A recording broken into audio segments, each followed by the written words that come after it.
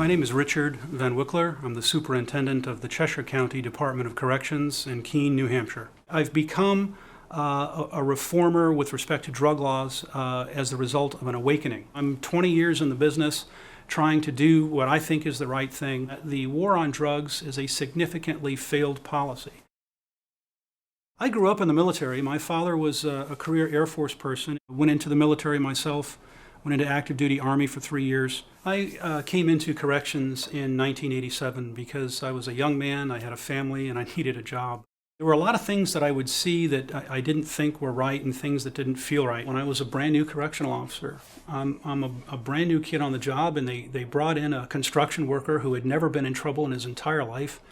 And he was arrested for having marijuana, and it was like an ounce or so. And he was frightened to death in jail.